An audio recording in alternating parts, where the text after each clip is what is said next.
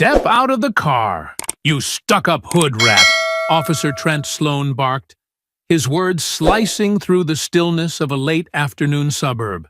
Naomi Caldwell sat poised in her red sedan, hands visible, voice calm, too calm for the kind of woman he thought she was. In seconds, he dragged her out, slamming her against the hood before locking his arm around her throat. Neighbors watched in horror as she gasped for air, her vision dimming. Then, with the last of her strength, Naomi tore open her jacket, revealing a Homeland security badge that gleamed in the sun and ended his career. Before we go any further, comment where in the world you are watching from and make sure to subscribe, because tomorrow's story is one you don't want to miss. The late afternoon sun cast long shadows across the quiet suburban street. Naomi's sedan gleamed under the warm glow of porch lights and the fading sunlight, its pristine condition a testament to her careful maintenance since Michael's death. The radio's soft melody faded as she clicked off the ignition, her peaceful mood shattered by the aggressive flash of red and blue lights behind her. Officer Sloan's cruiser had appeared so suddenly in her rearview mirror that she barely had time to process his presence before his lights came on. She'd chosen this spot carefully, well lit, security cameras visible, witnesses present, everything by the book, just as she'd been trained. Exit the vehicle immediately. Sloan's voice carried across the quiet neighborhood, sharp and hostile. Several residents looked up from their porches, their faces a mixture of concern and uncertainty. Naomi kept her movements deliberate and clear. "I'm reaching for my license," she called out, her voice steady despite the flutter of anxiety in her chest. Her hands moved slowly toward her purse on the passenger seat. The driver's side door yanked open with such force that it rocked the entire car. Sloan's face appeared, flushed and contorted with barely contained anger. "This vehicle is reported stolen. Get out now." "There must be a mistake," Naomi said, maintaining her composure. "This was my husband's car. It's registered in my name now." "Shut up!" Sloan grabbed her wrist, his fingers digging into her skin. "I said out!" Before she could fully comply, he yanked her from the seat. The momentum sent her stumbling, but he didn't let her regain her balance. Instead, he slammed her against the hood of her own car. The metal was still warm from the drive, pressing against her cheek as he twisted her arm behind her back. "Stop resisting!" he shouted, though she hadn't moved a muscle. "I'm not resisting," Naomi managed to say, her training warring with rising panic. "If you'll just let me show you my ID." The pressure on her arm increased, and then suddenly there was an arm around her throat. Sloan's chokehold tightened, cutting off her air supply. Her free hand instinctively went to her throat, trying to create space to breathe. Across the street, Camila Reyes stood frozen on the sidewalk, her phone raised and recording. She'd been about to start her evening shift driving rideshare when she'd witnessed Sloan's cruiser tear into the quiet street. Now her hands shook as she captured the horrifying scene unfolding before her, torn between the need to document and the urge to help. Black spots danced at the edges of Naomi's vision. The world began to tilt and spin as her oxygen-starved brain struggled to function. She could hear voices, distant shouts, the sound of another siren approaching, the scrape of shoes on pavement as bystanders shifted uncertainly. With the last of her strength, Naomi forced words past her constricted throat. "My ID!" she gasped. The edges of her vision were growing darker. Left pocket. Homeland security. Sloan's grip tightened further. His breath was hot against her ear as he snarled, "Nice try, lady." The siren grew louder, cutting through the humid evening air. Naomi's legs began to buckle, her consciousness slipping away like water through cupped hands. Her last coherent thought was of her mother, Lila, waiting for her call to confirm she'd made it home safely. Camilla's phone captured it all. The way Naomi's body went slack, the arrival of the second patrol car, the growing crowd of horrified onlookers. The evening sun caught the doorbell cameras on nearby houses, their red recording lights blinking steadily, bearing silent witness to what was unfolding below. The air was thick with tension and the lingering heat of the day. The sound of car doors opening and closing, of radios crackling with dispatcher traffic, of murmured conversations among the gathering crowd. It all mixed with the steady hum of distant lawnmowers and cicadas, the soundtrack of a summer evening gone wrong.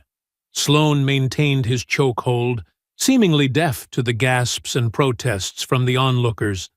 His face was set in grim determination, jaw clenched, as though this display of force was the most natural thing in the world.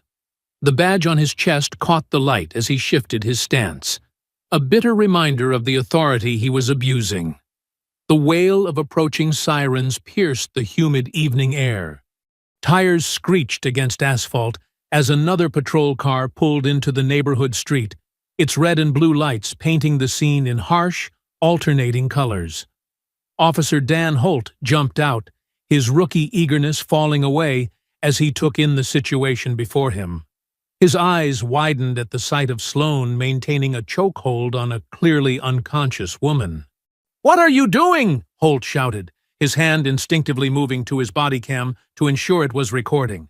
"Let her go." Sloan barely glanced at his fellow officer. "Stolen vehicle suspect," he grunted, maintaining his grip. "She's resisting." "She's not moving!" Holt's voice cracked with disbelief. The growing crowd of onlookers pressed closer, phones raised like accusatory fingers. Camila Reyes had moved to a better vantage point, her hands steady now as she continued filming. The pressure on Naomi's throat suddenly lessened as Sloan adjusted his stance. The slight release was enough.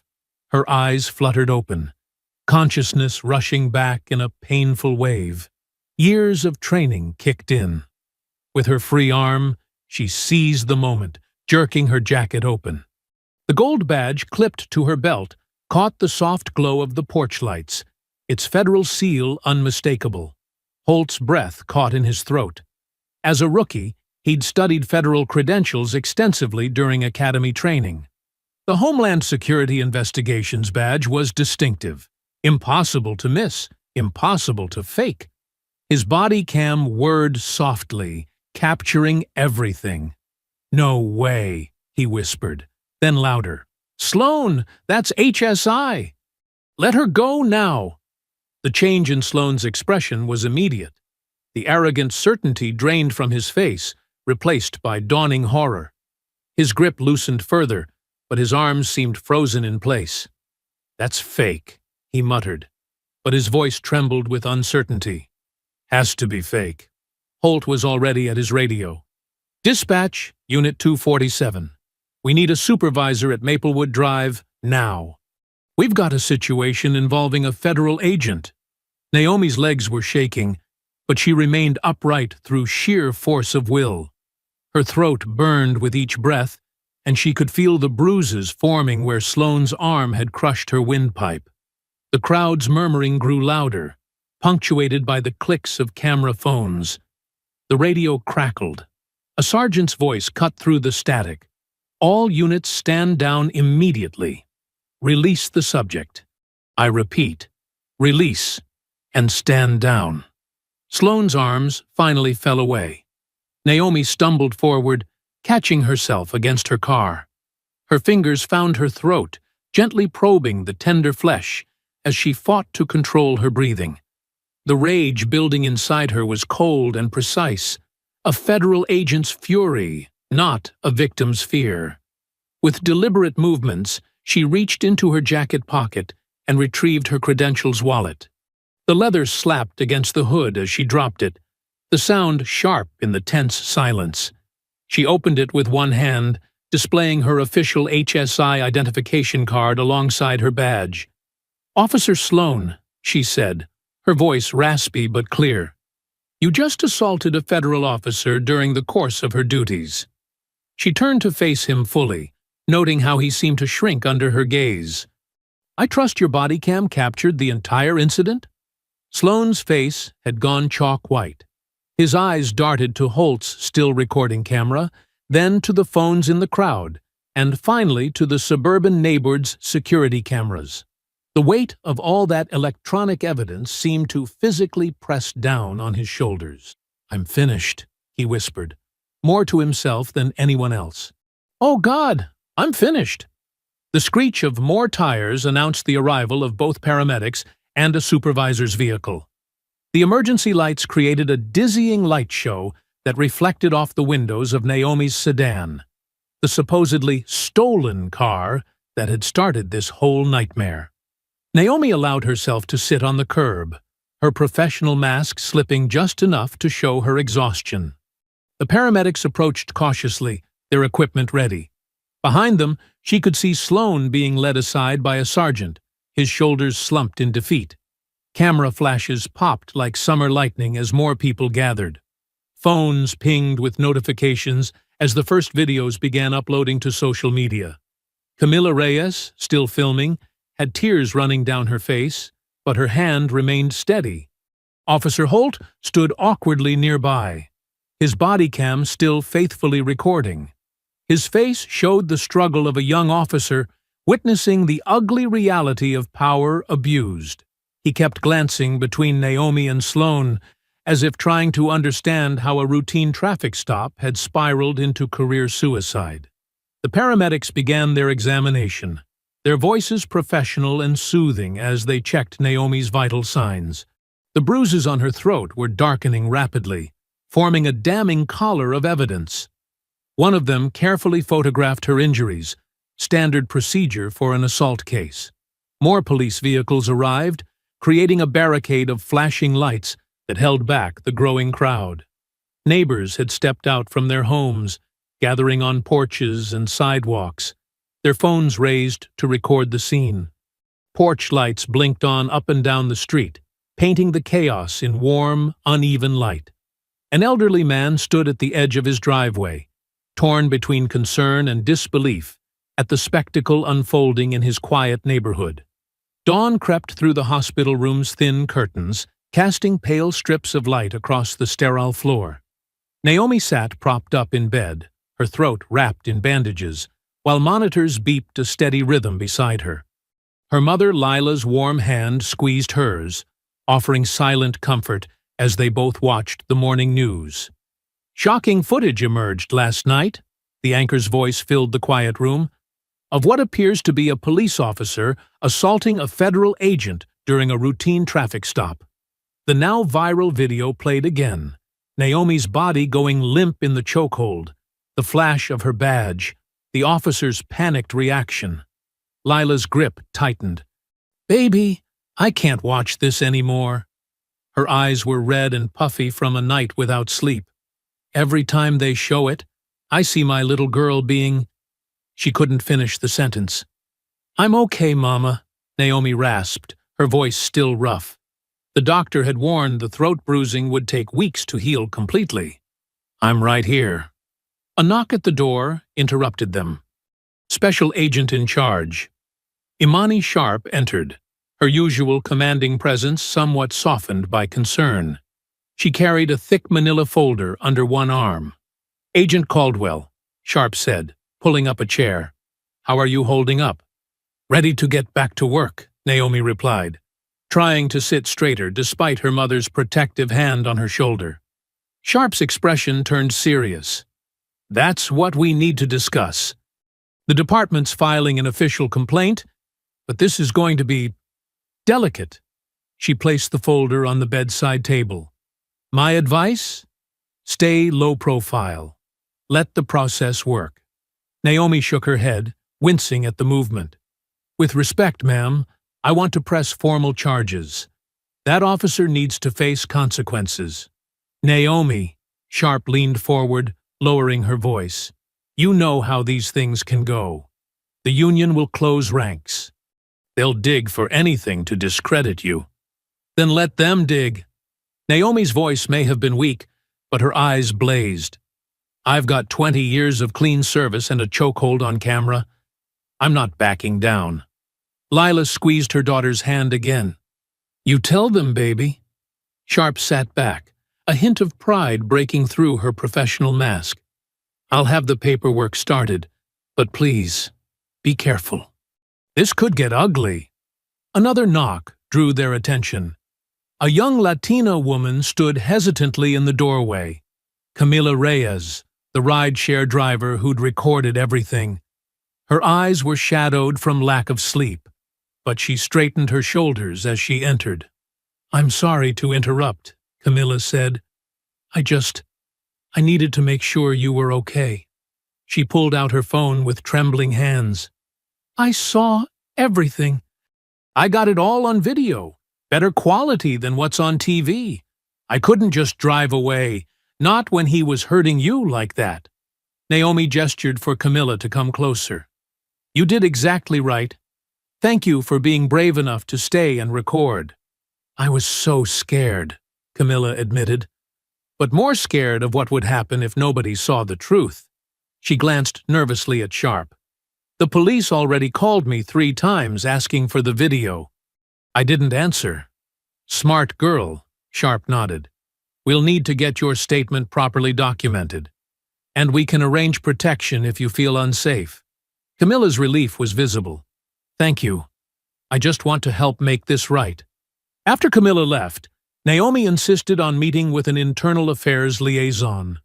Despite her mother's protests, she changed into fresh clothes that Lila had brought from home. The simple act of putting on her professional attire helped steel her resolve. The liaison's office was cramped and windowless, but Naomi sat tall despite her injuries.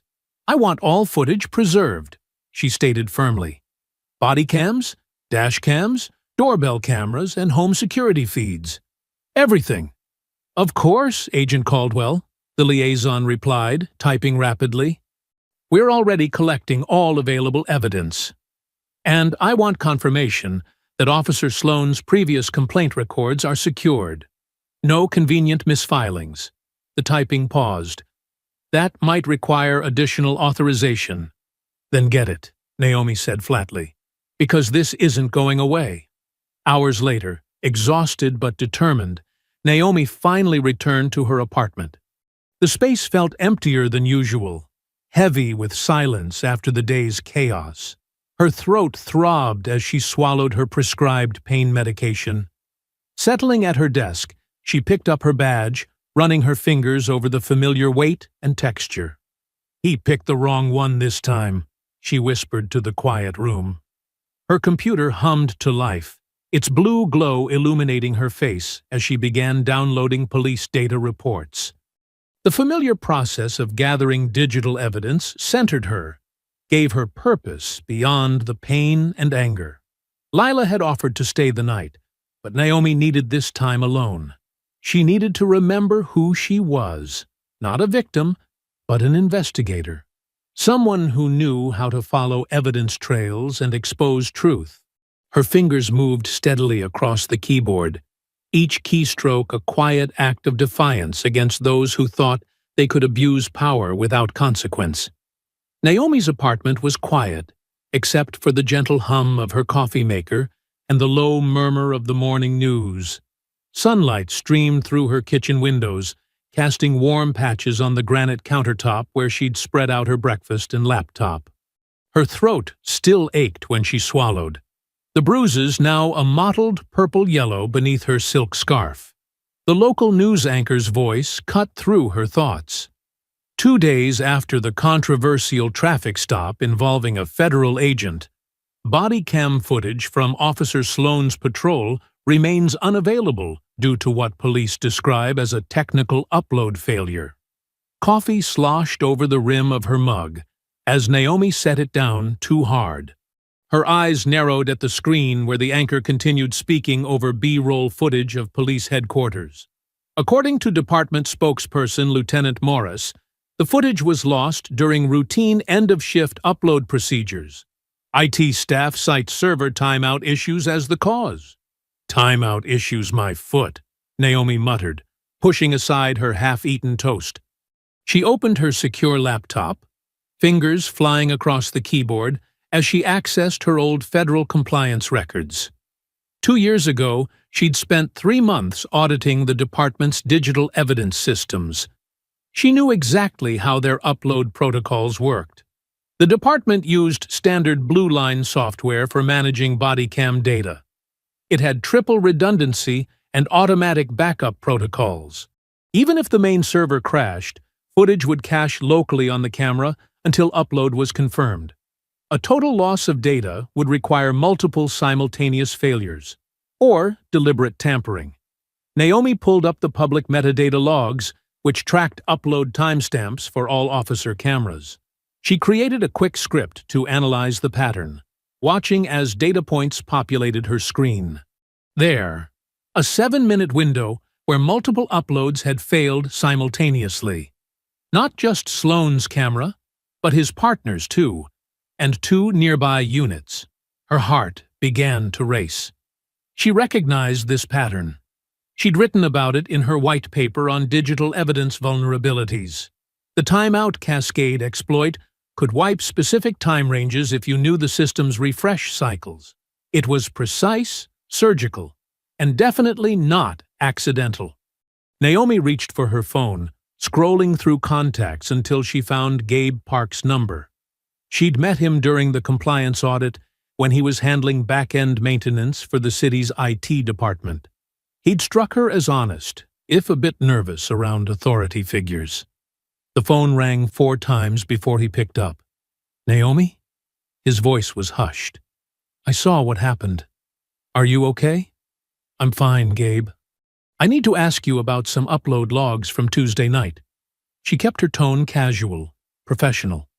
"There's a pattern I'm seeing that doesn't make sense." Silence stretched across the line. She could hear him breathing, probably weighing his options. "Gabe? Look," he finally said. "I shouldn't be talking about this. They've got us under strict orders not to discuss any technical details related to the incident." "Who's they?" Another pause. "Department leadership, union reps. They've been crawling all over IT since it happened." Naomi pulled up the timestamp data on her screen. The 7-minute gap. That was manually triggered, wasn't it? His sharp intake of breath confirmed it. "How did you know?" "Because I wrote the paper that flagged this exact vulnerability. Someone used the timeout exploit to scrub those files." She softened her voice. "I'm not asking you to confess anything, Gabe. I just need to know if I'm right." She heard him moving, probably checking if anyone was within earshot. "Yeah," he whispered. "Some of those timestamps were manually overridden. That's all I can say. That's enough." "Thank you, Gabe." "Naomi?" His voice cracked slightly. "Be careful, okay? This goes deeper than just Sloane." After hanging up, Naomi stared at her screen for several long moments. The evidence was clear. Someone with high-level system access had deliberately erased crucial footage. This wasn't a glitch or a server failure. This was coordinated obstruction. She opened her encrypted email client and began composing a message to SAC#. Her fingers trembled slightly as she typed, but her words were precise and clinical. This wasn't a malfunction. It was a cover-up. Attached, metadata analysis showing coordinated deletion of evidence using known exploit, requesting immediate preservation order for all system logs. As she hit send, movement caught her eye. She rose from her chair, walking to the window. A familiar police cruiser was parked across the street, the same one that had pulled her over. Her jaw tightened as she recognized its number. Unit 47, Sloane's regular patrol car. Through the reflection in her window, Naomi could see her own face. Calm, determined, unafraid.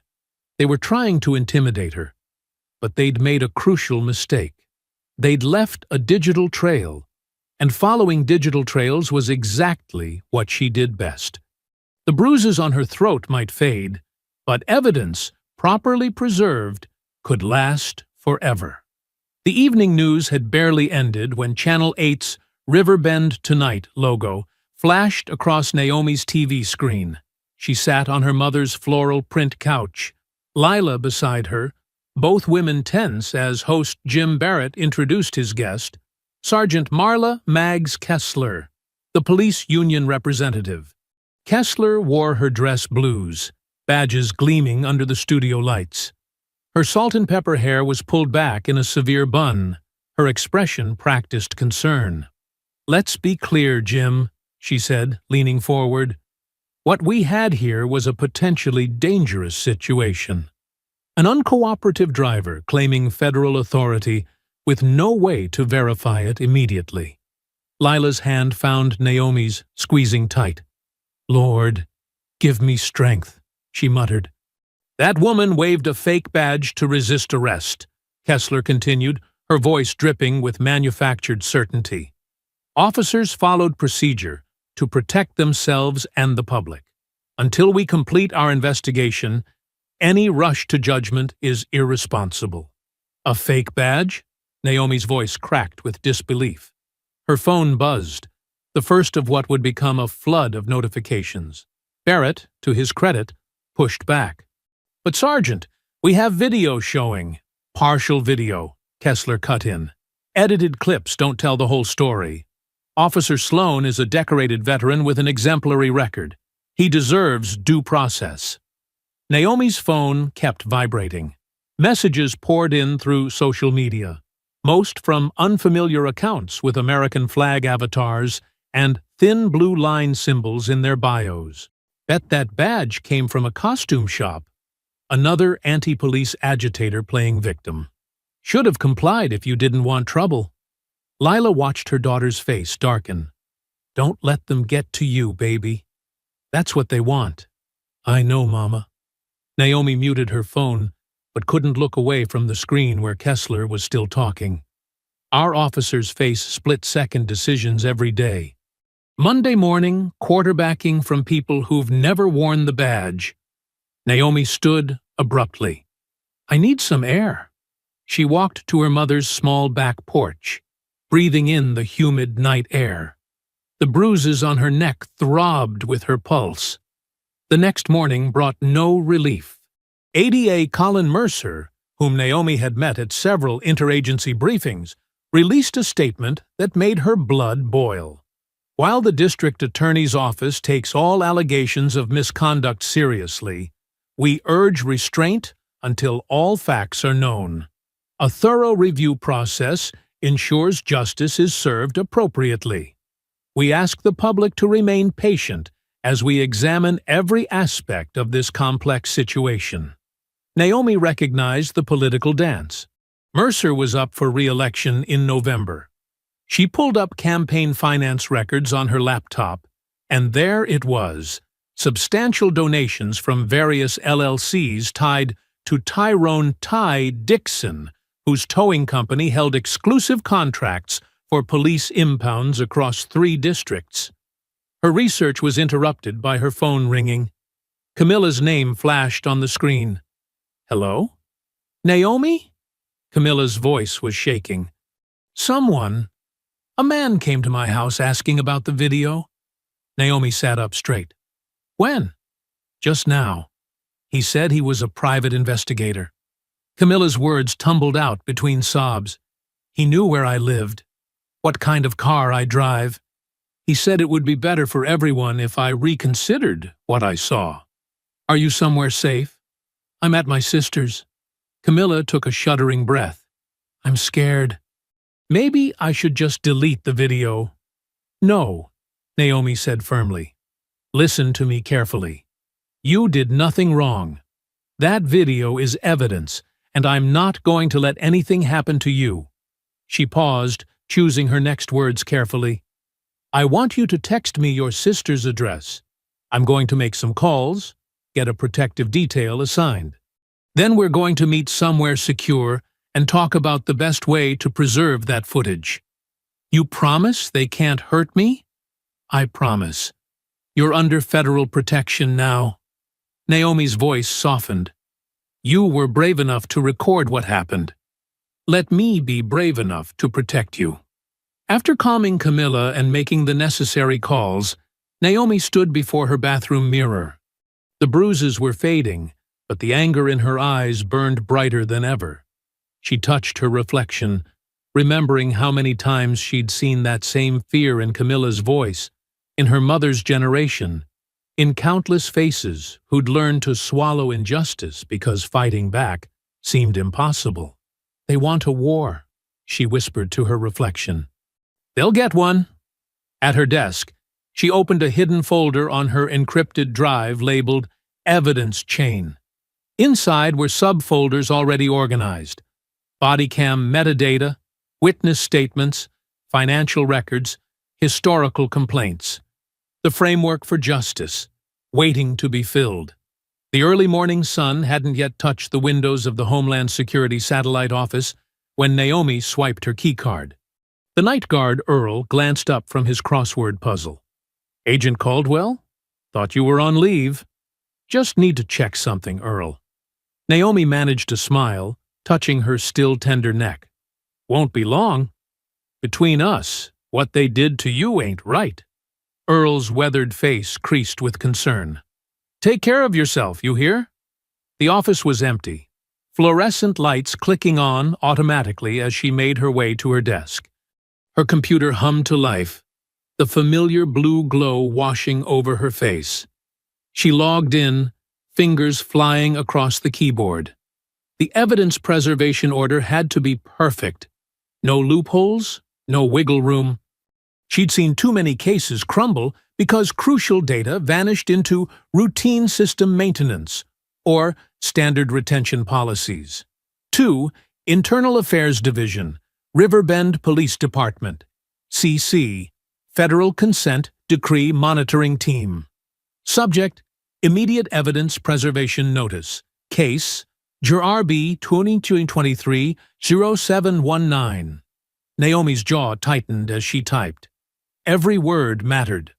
Pursuant to ongoing federal investigation and consent decree oversight protocols, this notice demands immediate preservation of all digital and physical evidence related to the July 19th traffic stop involving Officer Trent Sloan. She listed everything: dash cam footage, body cam data, radio transmissions, dispatch logs, plate reader records, database queries, shift reports. But the key was in the technical details. The exact timestamps, server addresses, and backup protocols she knew they couldn't dodge, including all metadata, access logs, and system modification records for the 48 hours preceding and following the incident. Her phone buzzed. A text from Gabe. "At Mickey's Diner. Booth in back. Bring laptop." Naomi hit send on the preservation order, then gathered her things. The diner was 3 blocks away, a worn-down place with cracked vinyl seats and coffee that could strip paint. Perfect for quiet conversations. Gabe Park hunched over a coffee cup, his IT contractor badge still hanging from his neck. His fingers drummed nervously on the tabletop as Naomi slid into the booth. "Anyone follow you?" he asked, voice low. "No." Naomi ordered coffee from a passing waitress. "What did you find?" Gabe pulled out a flash drive, sliding it across the sticky table. "It's worse than I thought. These aren't random glitches in the system." Naomi plugged the drive into her laptop, eyes scanning the data scrolling across her screen. Server logs, access records, timestamp modifications, all color-coded and annotated in Gabe's precise style. "See those patterns?" He pointed to clusters of database changes. "Every night, usually between 2 and 4 a.m. They call them maintenance windows, but look at what's actually happening." Naomi's breath caught. The logs showed systematic alterations to vehicle records, stolen car flags appearing and disappearing, registration status changes, warrant alerts. "They're gaming the system," she whispered, "creating probable cause out of thin air. Been going on for months." Gabe's voice shook slightly. "Your plate getting flagged as stolen? That wasn't random. Someone put that in deliberately, probably minutes before Sloan ran your tags." Naomi's coffee arrived, but she barely noticed. Her mind was racing through implications. Who has access to make these changes? That's the thing. Gabe glanced around nervously. It's not coming from police terminals. Someone's using admin credentials from the city's IT infrastructure. High-level access. Can you trace it? Working on it. But, he hesitated. My cousin June, she's a good cop, tries to do right. She says Sloane's not the only one. There's a whole group of officers who know exactly when to run certain plates, which streets to patrol during these maintenance windows. Naomi's fingers flew across the keyboard, cross-referencing timestamps with patrol patterns. Look at this. Sloane's stops spike dramatically right after these database changes. Always near Dixon's tow yards, Gabe finished. Yeah, I noticed that too. The laptop screen reflected in Naomi's eyes as she copied the files, encrypted them, backed them up to secure servers. This is big, Gabe. This could blow open. A sharp electronic wail cut through the diner's morning quiet. Naomi's car alarm. They both jumped. Through the window, they could see two men in hoodies running from her car. The red sedan's tires were slashed, all four flat against the pavement. Naomi stood slowly, her coffee untouched. Her hands were steady as she packed up her laptop, but her voice was ice. They're watching me now. You need to be careful, Gabe warned, looking pale. These people, they've got reach. Let them watch, Naomi replied, sliding out of the booth. She stared through the window at her crippled car, at the morning sun glinting off broken glass in the parking lot. Her neck throbbed where Sloane's arm had choked her, but her voice was steel. They're watching me now. Good. Let them see exactly what justice looks like coming for them. The diner's bell jingled as she pushed through the door, phone already out to call for a tow. Not Dixon's company, she noted grimly. Never Dixon's. Evening settled over Lila Caldwell's modest brick home like a warm blanket. The porch light cast a gentle glow as Reverend Alphonse Burke climbed the familiar steps, a covered pot of soup warming his weathered hands. His Vietnam veteran's pin caught the light as he rang the doorbell. Lila opened the door, her face brightening. Reverend Burke, always a blessing. Miss Lila, he nodded, entering the house. Brought my mama's recipe. Good for healing, better for the soul. In the living room, Naomi sat surrounded by papers spread across the coffee table. Her neck still showed faint bruising, but her eyes were sharp and focused. Agent Caldwell. Reverend Burke set the soup down. How you holding up? Better now that we're making progress. Naomi gestured to the papers. Though someone slashed my tires this morning. Lord have mercy. Lila shook her head, heading to the kitchen for bowls. They're scared, Burke said, lowering himself into an armchair. Means you're onto something. Naomi showed him the data printouts. Look at these patterns. Every time a car gets flagged as stolen in their system, it's the same story. Black driver, clean record, regular route. Burke adjusted his glasses, studying the pages. Reminds me of something. Back in '92, maybe '93, we had a wave of these stops. Deacon Williams's daughter got pulled over 3 times in 1 month. Each time they said her car was stolen. Cost her nearly $1,000 in towing fees. Dixon's company? Naomi asked, leaning forward. Always Dixon. Man wasn't as powerful then, but he was building. Every stolen car ended up in his yard. Burke's voice carried decades of witnessed injustice. Folk had to choose between paying his fees or losing their vehicles. Lila returned with steaming bowls of soup. That reminds me. She disappeared down the hallway, returning with a worn leather binder. I kept notes from every PTA meeting. Parents would come crying, couldn't pick up their kids because their cars got towed. Naomi took the binder carefully. Inside, her mother's neat handwriting documented years of community pain. March 15, 1994. Mrs. Jackson's car towed from church lot. Police claimed stolen. $375 fee. April 22nd, 1994. Robinson twins late to school. Family car impounded. Mother walking 3 miles to work. Look at the addresses, Burke pointed. All these tows, they cluster around the same patrol zones. Same spots Sloan works today. Naomi grabbed her laptop, pulling up the database logs Gabe had given her. The technology's different now, but the scheme's the same. They're just using computers instead of paper records. She typed rapidly, cross-referencing dates. Every fake stolen flag creates probable cause for a stop. The stop leads to towing. Towing means fees. Fees mean profit. And Dixon's companies have exclusive contracts with the city, Burke added. Been that way 20 years now. Lila spread more papers across the table. Here, PTA minutes from when they tried to challenge the towing rates. City Council shut it down fast. Because Dixon spreads money around, Naomi muttered. Campaign donations, consulting fees. He's got the DA's office, half the council. The machine feeds itself, Burke nodded.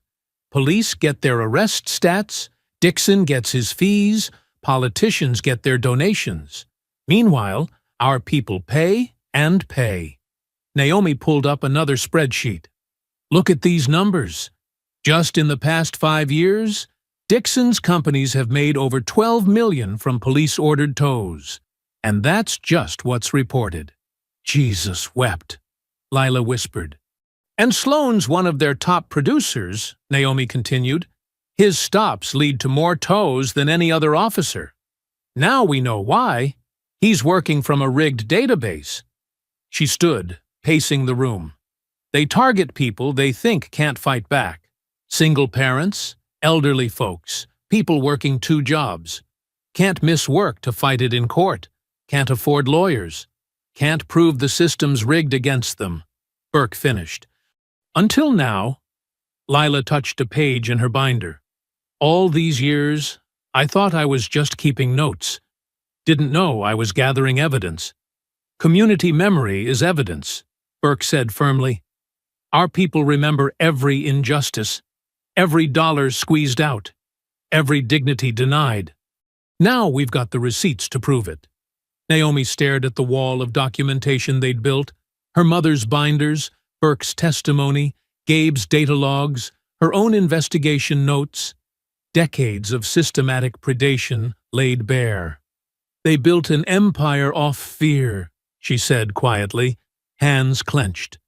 Reverend Burke leaned forward in his chair, his voice carrying the weight of long-fought battles. Then you burn it down with truth. The soup grew cold as they worked late into the night, matching dates, connecting patterns, building their case. Outside, crickets chirped in the darkness, and a patrol car rolled past slowly, its spotlight sweeping across the house's windows. But inside, 3 generations of resistance gathered evidence by lamplight, preparing for justice. 2 days after their evidence-gathering session at Lila's house, Naomi walked along the winding path of Riverside Park. The late afternoon sun sparkled off the water, and joggers passed by in their own worlds of music and momentum. She chose a bench partially hidden by drooping willows, checking her phone again. Gabe had texted the location an hour ago. Meet my cousin. South End, Willow Bench, 4 p.m. She's taking a huge risk. Right on time, Gabe appeared, hands stuffed in his pockets. Behind him walked a woman in civilian clothes, but Naomi recognized the distinct posture of a police officer. Alert, scanning, weight balanced for quick movement. Officer June Park looked nothing like her cousin. Where Gabe was soft-spoken and slouched, June carried herself with rigid control, though her eyes darted nervously. Agent Caldwell, Gabe said quietly. This is June. June didn't offer her hand. Smart. No physical contact meant deniability. Let's make this quick, she said, voice barely above a whisper. I shouldn't be here. They sat, maintaining casual poses like any group of friends catching up. June kept her head turned slightly away from the main path. Gabe says you found something in the system, Naomi prompted. June's fingers twitched. Internal audit files. They're supposed to track which officers input vehicle flags for stolen checks. Most cops might flag 1 or 2 cars a month for legitimate reasons. And Sloan? 20 to 30 flags per week. June's jaw tightened. Always in certain neighborhoods. Always targeting specific demographics. Naomi absorbed this, keeping her face neutral. That's quite a pattern. It gets worse. June glanced around before continuing. The flags always happen right before his shifts, like he's setting up his own probable cause before he even starts patrol. You have proof. June nodded at Gabe, who pulled a small flash drive from his pocket. Everything's here. Timestamps, officer IDs, geographic clusters. June got me temporary access to the internal server. If they trace this back to me, June's voice cracked slightly. They won't, Naomi assured her. I know how to protect sources. Why come forward now? June's professional mask slipped, showing raw anger underneath. Because it's wrong. Because I joined to help people, not to help some corrupt towing magnate steal from struggling families. Because, she cut herself off, composing herself. Because Sloan's not the only one. There's a whole network of officers working this scheme. But you can't testify, Naomi stated. It wasn't a question. They'll bury me, June confirmed. I've seen what happens to cops who break ranks. Transfer to the worst beats. Partner with known hotheads. Evidence goes missing when you need backup. Eventually, they force you out, or worse. A child's laugh carried across the park. A family fed ducks by the river's edge. The normalcy felt surreal against their tense conversation. I understand, Naomi said. Your anonymity is guaranteed. This helps more than you know. Suddenly, gravel crunched behind them. A black SUV with tinted windows had pulled up to the park's service road, way too fast for the posted limit. 2 men in plain clothes burst out, moving with practiced coordination. Federal agent, Naomi shouted, standing. Stay back. They ignored her warning. The first man lunged for her bag, while the second tried to pin her arms. Big mistake. Naomi's Homeland Security combat training kicked in automatically. She drove her keys into the first attacker's wrist, feeling bones crack. He screamed, stumbling back. The second man got an elbow to his solar plexus, doubling him over. Naomi followed with a knee to his face. June had already pushed Gabe behind her, weapon half drawn. But the attackers weren't waiting around. They scrambled back to their SUV, leaving drops of blood on the gravel. The vehicle peeled out, no plates visible. The whole attack had lasted maybe 15 seconds. Naomi straightened her jacket, checking that the flash drive was still secure in her pocket. A small cut on her lip dripped blood, and her knuckles would bruise, but she felt oddly calm. June stared at her, clearly reassessing the composed federal agent who'd just efficiently destroyed 2 attackers. That wasn't random, Naomi said, dabbing her lip with a tissue. They wanted the drive. She held up the small device, still clenched in her hand. How are you so calm right now? June asked. Because this proves we're right. Naomi pocketed the drive. They wouldn't send professionals if we weren't onto something big. I should report this, June said, but her tone was uncertain. No, Naomi said firmly. You were never here. This meeting never happened. Go back to work. Keep your head down. I'll handle it from here. June nodded slowly, holstering her weapon. Be careful. They're not playing around anymore. Neither am I. Naomi gathered her bag, checking for any dropped papers. Gabe looked pale but determined. I'll walk you to your car. Different directions, Naomi corrected. We leave separately. Normal routines. They parted ways, blending into the regular park crowd. The family was still feeding ducks, oblivious to the violence that had erupted and dissipated mere yards away. Naomi touched her split lip again, the pain focusing her thoughts. The flash drive felt heavy in her pocket, weighted with secrets that someone had just proven were worth attacking a federal agent to protect. The federal building's air conditioning hummed aggressively, chilling the stark conference room where Naomi sat with her evidence spread across the table. Morning light filtered through Venetian blinds, casting stripes across her organized stacks of papers and laptop. Special Agent in Charge Imani Sharp stood by the window, arms crossed, while 3 city oversight monitors settled into their chairs. Their suits looked expensive, their expressions carefully neutral. "Thank you for meeting on short notice," Naomi began, her voice steady despite her split lip still stinging from yesterday's attack. She opened her laptop, connected it to the projector. "I've uncovered evidence of systematic abuse in the police department's vehicle flagging system."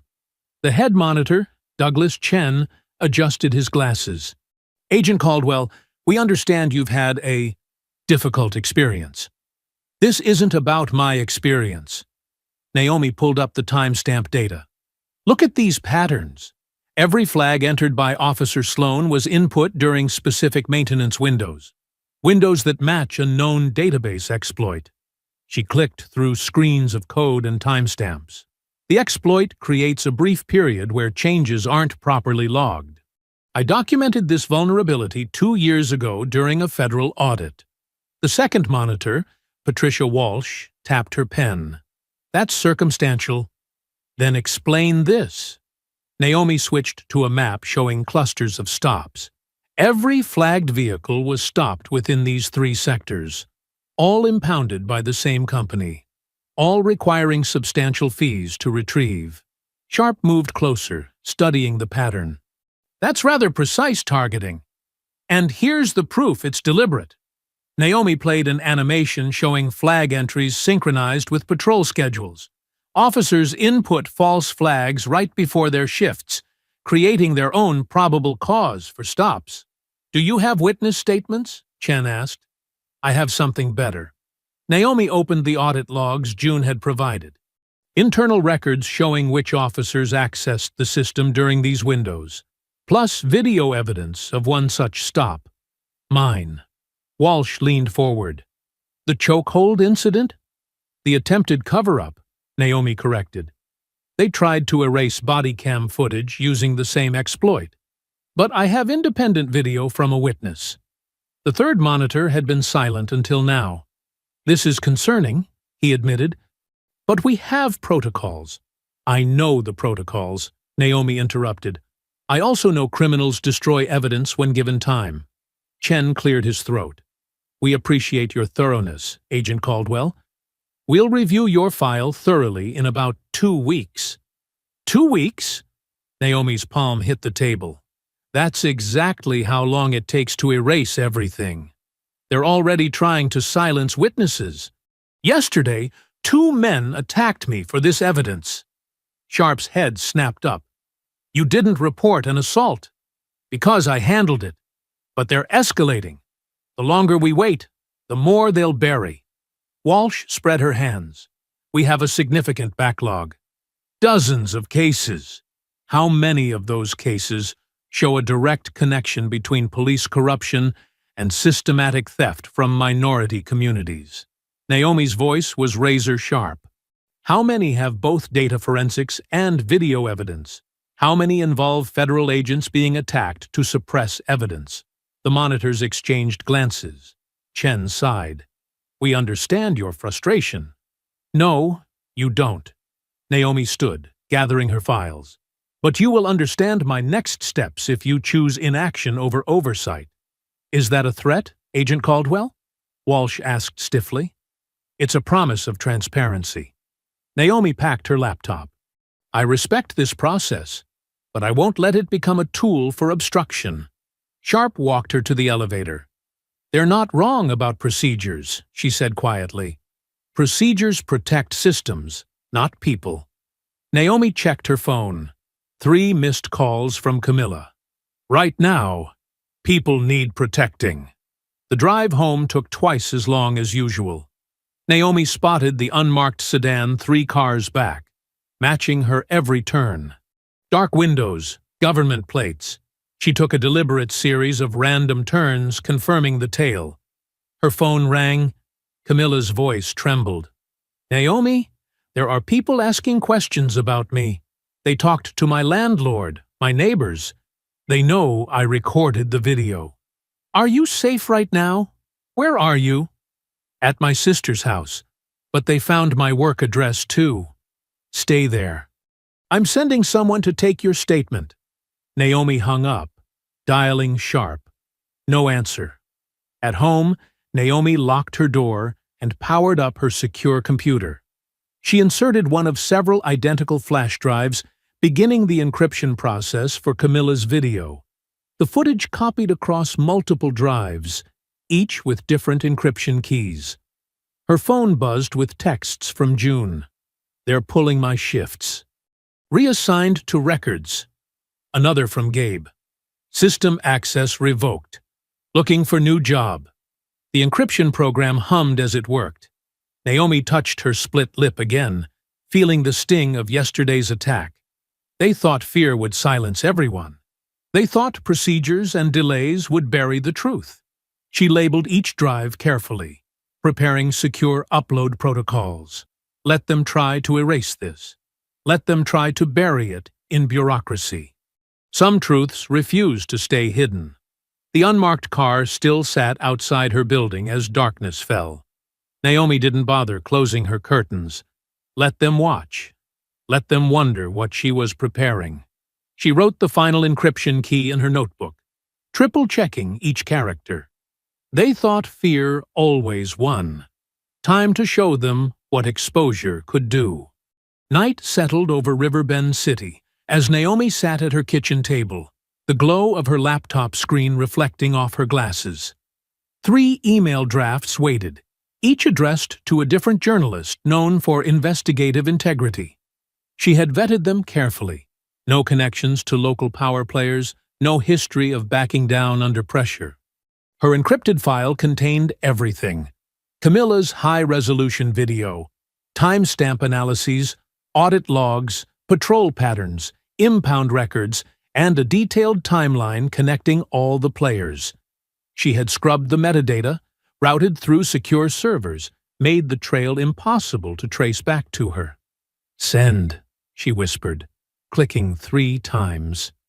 The emails disappeared into cyberspace. No going back now. Her phone buzzed. "Lila, come over for breakfast tomorrow?" "Wouldn't miss it, Mama." Sleep came fitfully. Naomi woke before dawn, driving carefully to her mother's house. As she pulled up, her phone exploded with notifications.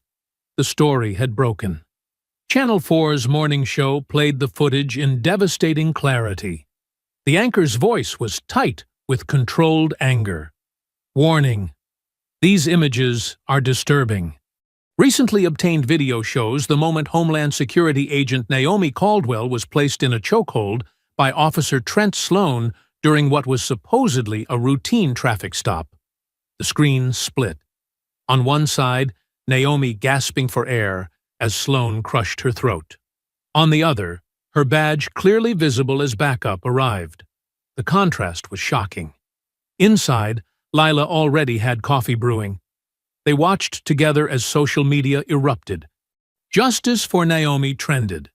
Protesters began gathering outside the police precinct, their signs demanding accountability. Channel 7 cut to Mags Kessler outside police headquarters. Her usual composure had cracked. "This is a coordinated attack on law enforcement. That video is selectively edited." The anchor interrupted. "Sergeant Kessler, we have the complete footage. Are you suggesting the federal badge Agent Caldwell displayed was somehow edited into the video?" Kessler's face reddened. No comment at this time. Lila squeezed Naomi's hand as they watched ADA Mercer literally run from reporters outside the courthouse. "No statement today," he called over his shoulder, diving into his car. By noon, City Councilman Marcus Rivera had called an emergency press conference. In light of this disturbing evidence, I am demanding an immediate public oversight hearing. The people deserve answers about this apparent pattern of abuse. Naomi's phone rang. Sharp. The oversight monitors just expedited your case. Funny how sunshine changes priorities. Sunlight is the best disinfectant, Naomi replied. Be careful, Sharp warned. They're cornered now. That makes them dangerous. Throughout the day, more details emerged. Other victims of similar stolen car stops came forward. Ty Dixon's impound empire faced fresh scrutiny. Officer June Park gave an anonymous interview about quota pressures. The wall of silence began to crack. Reverend Burke called to say his church would host a community meeting that weekend. People need to tell their stories, he said. Your courage opened the door. By evening, Naomi was exhausted, but hopeful. She helped Lila prepare a simple dinner of pot roast and vegetables, comfort food from her childhood. They ate quietly, the TV muted, but still showing protest footage. Your father would be so proud, Lila said softly, reaching across the table. He always said, the truth needs warriors. Naomi nodded, throat tight. Her father had been a civil rights attorney, fighting these same battles decades ago. It's not over yet. No, Lila agreed.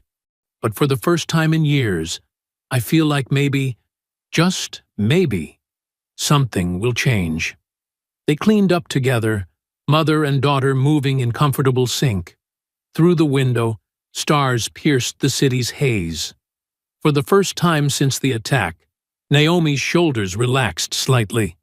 The familiar weight of her badge rested against her hip, not a shield to hide behind, but a tool for justice. She had transformed her pain into purpose, her anger into action. The system designed to protect corruption now faced the harsh light of truth. Outside, a car engine idled in the darkness. But tonight, Naomi refused to let fear steal this moment of peace. She helped her mother package leftovers, their quiet conversation a balm against the chaos they knew was coming. This was what hope felt like. Fragile, but fierce, like the first breath after being underwater too long. Whatever tomorrow brought, tonight they had forced the machine to blink. Tonight, truth was breathing. Morning sunlight glinted off the precinct's windows as Naomi pulled into the visitor parking lot. News vans lined the street, their satellite dishes reaching skyward like metal trees. She spotted Sharp waiting by the front steps, arms crossed, face tight with concern. Reporters swarmed before Naomi could even close her car door. Microphones thrust toward her face as questions pelted like hail. Agent Caldwell, any response to the union's allegations? What evidence do you have of systemic abuse? Is this a federal investigation now? Naomi kept her face neutral, years of training kicking in. No comment at this time. She moved steadily through the crowd, Sharp falling in beside her. The precinct lobby's air conditioning hit her like a wall. Officers watched from behind the front desk, their expressions unreadable. Sharp guided her toward a conference room, but a commotion from the TV mounted on the wall stopped them cold. ADA Colin Mercer stood at a podium outside the courthouse, his carefully styled hair catching the morning light. His voice filled the lobby. After reviewing evidence brought to my attention, I am announcing that Naomi Caldwell is under active investigation for impersonating authority and obstructing justice during a lawful traffic stop. The room spun. Naomi grabbed the wall for support as Mercer continued. We have reason to believe Agent Caldwell may have used fraudulent credentials to interfere with legitimate police work. This office takes such allegations very seriously. He's lying, Naomi whispered. Sharp's hand gripped her elbow. We need to move, now. But before they could reach the conference room, the lobby doors burst open.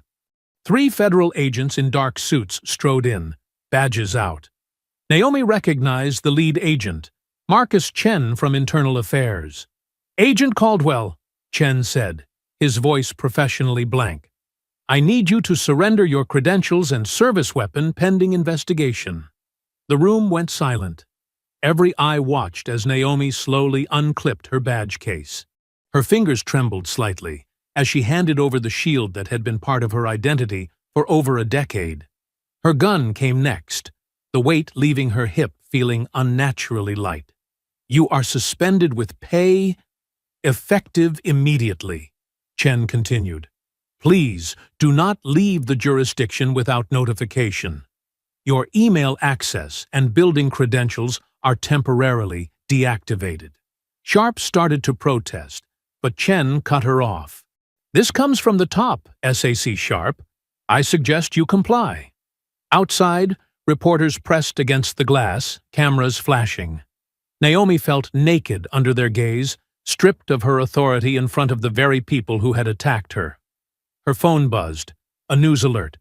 Across town, police were executing a search warrant at Gabe Park's home, citing unauthorized access of government systems and data theft.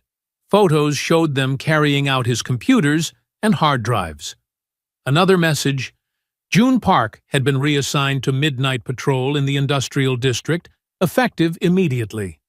Her precinct locker had already been emptied.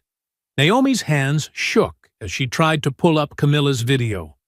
Error messages filled the screen. Every upload, every link, gone. Removed for copyright violation. They're erasing everything, she said. Sharp walked her to her car, keeping her body between Naomi and the cameras. Go home. Don't talk to anyone. Let me work my channels. The drive home passed in a blur. Naomi's apartment felt foreign, too quiet, too dark. She stood in her home office, staring at the empty spot on her desk where her badge case usually sat. They think they won, she whispered to the silence. Her phone lit up with a message from Gabe. They missed one copy. Naomi sank into her chair, mind racing. In less than 12 hours, they had stripped away her authority, scattered her allies, and begun erasing the evidence. The machine wasn't just fighting back, it was trying to bury her completely. The raid on Gabe's house would intimidate other whistleblowers. June's reassignment sent a clear message to other officers thinking of speaking up. The video takedown showed their reach into tech companies, and Mercer, his false investigation gave them legal cover to discredit everything she might say next. A perfect operation, executed with precision, born from decades of practice. Her mother called twice, but Naomi let it go to voicemail. She couldn't talk yet, couldn't process the shock of losing the badge she'd earned through years of sacrifice and dedication. Outside, a news helicopter circled, its searchlight sweeping the neighborhood.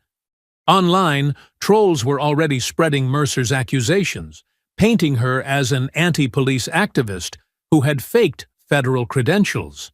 The system she had served faithfully for years had turned on her with breathtaking efficiency. Every safeguard she thought she had, her badge, her reputation, her evidence, had been stripped away in a matter of hours. Her phone buzzed again. Unknown number. She almost ignored it, but something made her look. The message was simple. Got your back. Stay strong. C. Camilla. Still fighting despite everything. Naomi stared at her empty badge case, the light from her phone casting shadows on its worn leather. They had taken her shield, but they couldn't take her truth. She knew what she had seen, what she had endured, what the evidence proved. The machine thought it had won, but machines didn't understand the power of human dignity, of righteous anger, of unshakable truth. The church basement smelled of old hymnals and coffee. A single bulb cast yellow light over the folding table where Naomi and her allies gathered, their shadows dancing on concrete walls. Outside, crickets chirped in the humid night air. Reverend Burke locked the door behind June, the last to arrive. Nobody followed you. June shook her head.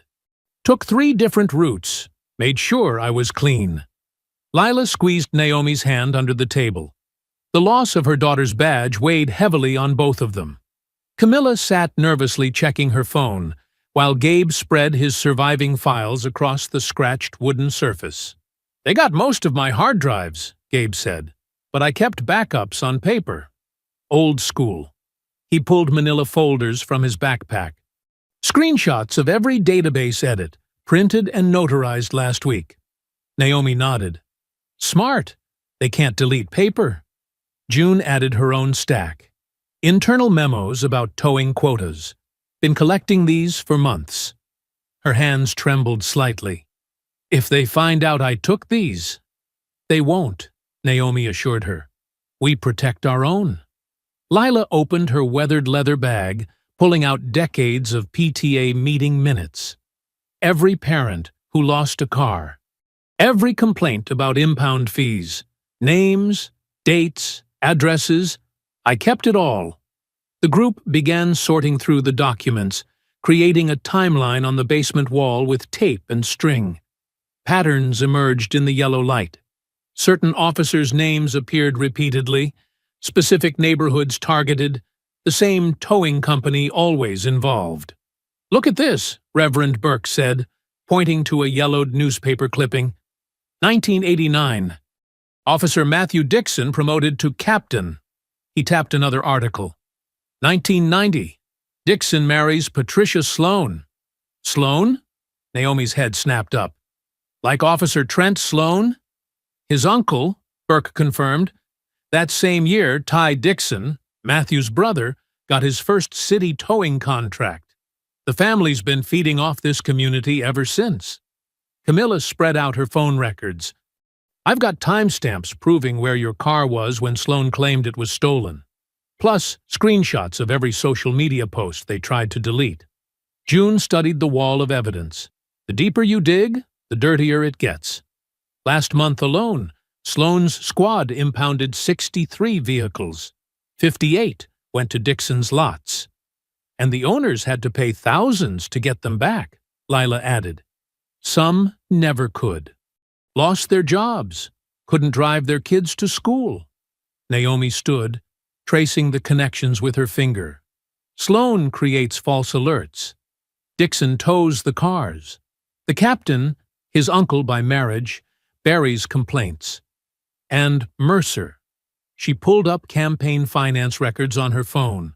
Look, Mercer's biggest donor last quarter, River City Small Business Alliance. Guess who sits on their board? Ty Dixon, Gabe finished. They built a perfect machine, Naomi said. Police, politics, profits, all connected. That's why they hit back so hard when I threatened it. Reverend Burke's deep voice cut through the tension. Machines only work in the dark, child. Bring them into God's light, they fall apart. The court system's rigged, June said. Internal affairs is compromised. Even the federal monitors are dragging their feet. Then we don't fight this in court, Naomi said, her voice hardening with resolve. We fight it in daylight. She began sorting documents into piles. Gabe, digitize everything. Multiple copies, different servers. June, we need those audit logs officially notarized. Camilla, get your video to every news outlet, not just local ones. I'll speak to the congregation, Reverend Burke said. Time people knew the true cost of law and order in this town. Lila studied her daughter's face. What's your plan? We build a case so strong, so public, they can't bury it. Naomi's fingers traced her empty badge clip. Every victim, every dollar, every connection, all of it exposed. Let the community see exactly who's been robbing them. They worked through the night, scanning, copying, organizing. The wall of evidence grew until it covered half the basement. Years of systematic theft and corruption laid bare under the harsh light. June's police radio crackled occasionally, reminding them of the danger. But in that basement, surrounded by truth and allies, fear felt distant. Remember, Naomi said as they prepared to leave, they expect us to fight this their way. In courtrooms, through channels. That's how they control the narrative. But we're not playing their game anymore, Camilla finished, newfound steel in her voice. They packed evidence copies into separate cars, each taking different routes home. Naomi was last to leave, standing with Reverend Burke in the empty basement. My daddy used to say sunshine's the best disinfectant, Burke mused. And we're about to throw open all the windows, Naomi replied. Above them, the church bell began to toll midnight, its deep resonance shaking dust from the rafters. 12 solemn rings echoed through the empty streets, marking the hour when secrets began their journey into light. Naomi whispered, "Then we don't fight this in court. We fight it in daylight." The final bell tone faded into silence. Dawn painted Riverbend City in shades of orange and gold. Naomi sat at her kitchen table, 3 laptops running simultaneously. Coffee grew cold beside her as her fingers flew across keyboards, encrypting files and preparing secure uploads. "Time to light the match," she muttered, double-checking each recipient address. Her mouse hovered over the send button. One click would blast their evidence to the Washington Post, CNN, ProPublica, the DOJ Civil Rights Division, and every federal oversight monitor on record. Her phone buzzed. A text from June. "Shift change happening. Now's the time." Naomi pressed send. Confirmation messages popped up one by one. She texted back, "Packages delivered. Your turn." Across town, June Park sat in her patrol car, parked along a quiet suburban street beneath the glow of a street lamp. Her hands trembled as she connected a thumb drive to her department laptop. The audit logs she'd secretly compiled over months began uploading to an anonymous whistleblower site. Each entry showed officer ID numbers, Sloan's appearing again and again, manually inserting stolen vehicle flags into the database. Her phone lit up with a message from Gabe. "Got the logs. Starting stream in 10. In his apartment, surrounded by computer monitors, Gabe Park adjusted his webcam. He'd spent all night setting up a live demonstration that would show exactly how the database exploitation worked. His audience was already growing. Journalists, activists, and tech watchdogs had received private links. "Good morning," he began, voice steadier than he felt. "I'm a city IT contractor, and I'm about to show you how certain officers abused our system to target innocent citizens." His screen shared a sanitized version of the database interface. "Watch officer ID number 4487. That's Trent Sloan. Input false stolen vehicle flags. Notice the timestamp patterns. Notice how they cluster around specific neighborhoods." Across social media, his stream began to spread. Tech reporters live-tweeted his revelations. Data journalists started building visualization graphs of the patterns. Meanwhile, Camilla sat in Reverend Burke's office, uploading her original full-resolution video to secure cloud storage. The footage was crystal clear, far better than the compressed versions that had circulated online. Every detail of Sloan's assault on Naomi was visible in sharp HD. "Lord, give me strength," she whispered, sharing access with trusted reporters. By mid-morning, the story exploded. National news networks picked up the feeds. Local talk radio hosts who'd defended Sloan went silent as their phone lines jammed with angry callers. Social media lit up with graphs showing years of predatory patterns. Naomi's phone rang. Sharp's number. "I hope you know what you're doing," her boss said without preamble. "Just letting the truth breathe," Naomi replied. The deputy director saw the Washington Post story. "He's interested." "Good. Tell him to keep watching." Sergeant Marla "Mags" Kessler appeared on the morning shows, trying to maintain control. Her usual confident smile looked strained. "This is clearly a coordinated attack by federal officials who don't understand local policing," she insisted. "These so-called patterns are just good officers doing proactive work in high-crime areas." But the hosts pushed back now, armed with data. They showed her the audit logs, the financial connections, the video evidence. Her responses grew defensive, hostile. "This is federal theatrics," she finally snapped. "They're manipulating data to attack good cops." The hashtag #ChartFederalTheatrics started trending, but not the way mags intended. Citizens shared their own stories of impound scams. Church groups posted years of documented complaints. Former officers came forward with similar tales from other districts. In her apartment, Naomi watched it all unfold on multiple screens. Her evidence wall had grown to cover an entire room. Photos, documents, connections mapped in red string. Years of systematic abuse laid bare. Lila brought her fresh coffee. "You didn't just expose Sloan," she said. "You exposed their whole rotten system."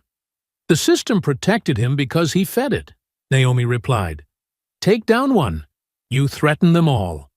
Her phone buzzed again. A message from June. "Officers talking about damage control. They're scared." Another from Gabe. "Server logs show them trying to alter backdates. Too late. We have it all." Camilla texted, "News vans outside the precinct. Protesters too. This is really happening." Naomi stood before her evidence wall, sipping coffee that finally tasted sweet. Each document represented a victim, each connection a strand in the web that had trapped her community for decades. Now those strands were unraveling in the light. Her mother squeezed her shoulder. "You okay, baby?" "I'm good, Mama." Naomi touched her empty badge clip.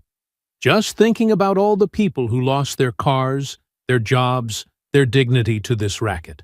Some probably never recovered. But now everyone knows the truth," Lila said. Naomi nodded slowly, studying Sloane's photo among the evidence. The man who thought he could choke her into silence had instead triggered his own department's exposure. Beyond his face, red strings led to union reps, towing magnates, political donors, all now squirming under public scrutiny. She turned to her laptop, where headlines continued to multiply. The truth was spreading faster than they could spin it. No more shadows to hide in, no more victims to quietly squeeze. "Your move, Sloan," she whispered. The city council chambers hummed with tension. Every seat was filled, with people standing 3 deep along the walls. Church fans fluttered in the stuffy air as Reverend Burke and Lila Caldwell sat dignified in the front row, backs straight and faces stern. Security guards flanked the entrance. News cameras lined the back wall. In the center, a long table faced the council members' elevated platform. Naomi took her seat alongside Camilla, June, and Gabe. Across the aisle, Sloan slouched between his union rep and lawyer, his usual swagger deflated, but still trying to project defiance. The council president's gavel cracked. "This oversight hearing is now in session. All witnesses have been sworn in. Agent Caldwell, you may begin." Naomi stood, her voice steady and clear. "Council members, what happened to me wasn't random. It was part of a systematic abuse of power that's been bleeding our community for years." She nodded to Gabe, who pulled up the first slide. "This is Officer Sloan's database activity log," she continued. "Over 3 years, he flagged 847 vehicles as potentially stolen. Of those, 92% were registered to Black or Latino owners, and 89% were towed to facilities owned by Tyrone Dixon's company." Murmurs rippled through the crowd. Sloan shifted uncomfortably. "Each tow generated fees averaging $750, Naomi explained. "That's over $500,000 extracted from our neighborhoods through false flags and forced impounds." June Park spoke next, her voice trembling but determined. "As a patrol officer, I witnessed Sergeant Kessler implement monthly quotas for vehicle stops and impounds. Officers who met these quotas received preferential assignments and overtime opportunities.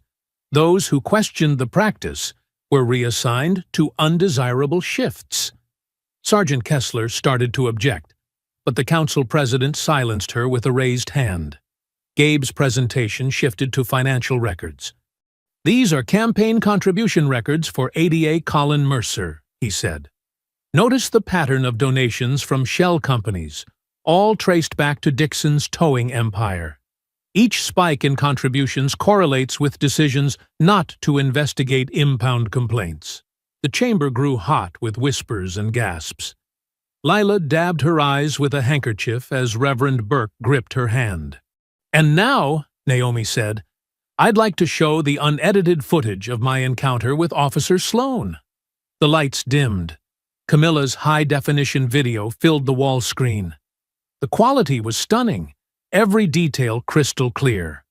They watched Naomi signal and pull over properly, saw her hands visible and non-threatening, heard her calm voice explaining the car was registered to her.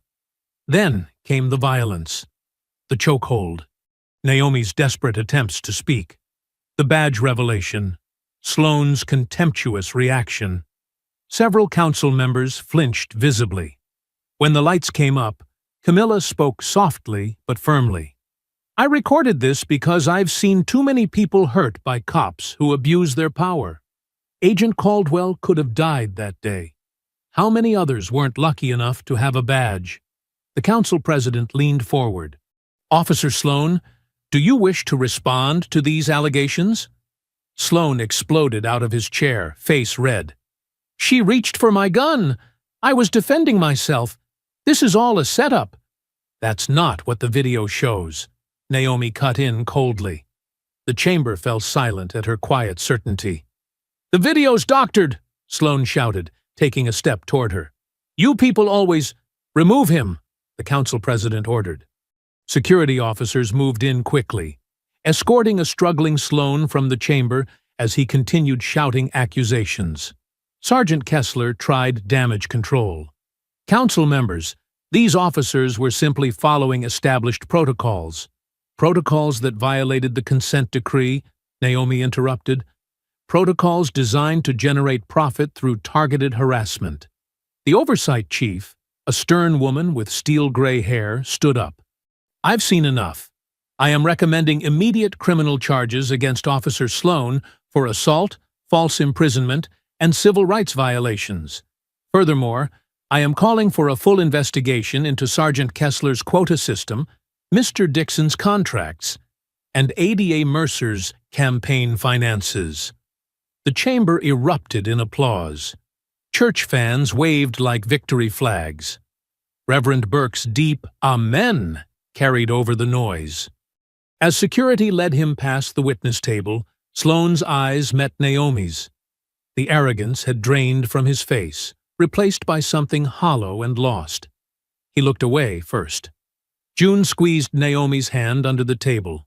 Camilla wiped tears from her cheeks. Gabe sat back, exhausted but satisfied. In the gallery, Lila Caldwell watched her daughter with fierce pride. The elderly woman who'd counseled generations of children through systemic injustice now saw that same system cracking under the weight of truth. Reverend Burke's rich voice carried through the tumult. "Ye shall know the truth, and the truth shall make you free." The council president's gavel cracked again for order as more charges were read out. But Naomi barely heard them. She was watching Sloane's retreating back, not with satisfaction or revenge, but with the steady gaze of justice finally served. 2 weeks had passed since the hearing. Naomi stood before her office mirror, adjusting her reinstated Homeland Security badge. The morning sun caught the gold emblem, making it shine. Her new title read, Joint Task Force Commander, Public Corruption Division. The bruises on her neck had faded, but the memory remained sharp. Her phone buzzed with a text from June Park. "Did you see the news? Mags just resigned." Naomi clicked the link. There was Sergeant Marla Mags Kessler, once the untouchable police union representative, being escorted from headquarters.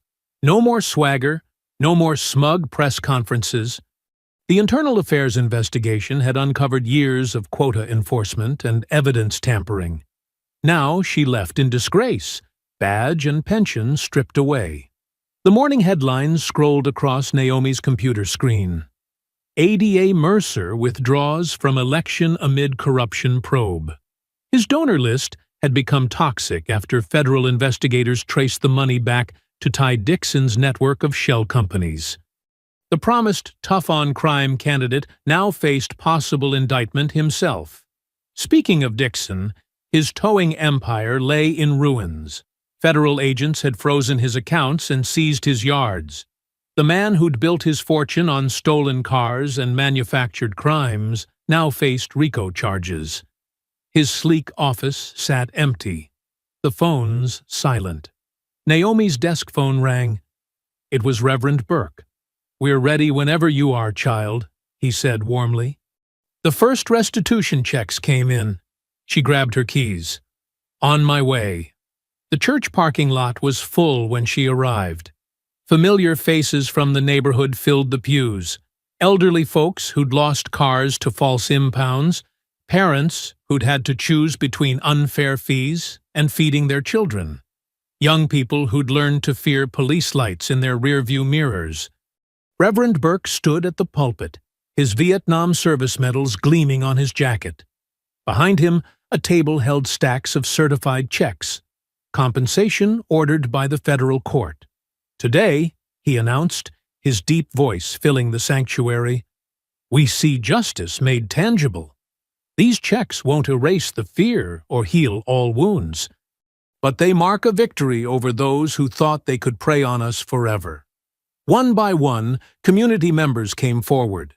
Mrs. Washington, who'd lost her car the day before her daughter's wedding. Mr. Rodriguez, whose work truck was impounded on false pretenses, costing him his contracting business. Teenage Marcus, whose first car was towed the same day he got his license. Each had a story. Each received not just a check, but their dignity back. Naomi spotted Officer June Park in civilian clothes, sitting quietly in the back. Their eyes met in silent understanding. The good cop who'd risked everything to expose the truth had found her own kind of redemption. Someone whispered, "Did you hear about Sloan?" Naomi had. The former officer took a plea deal. 5 years in federal prison for civil rights violations. No badge, no pension, no more power to abuse. His attempt to paint himself as the victim had crumbled under the weight of Camilla's crystal-clear video evidence. Lila arrived as the ceremony was ending. She hugged several elderly church members who remembered her from her counseling days.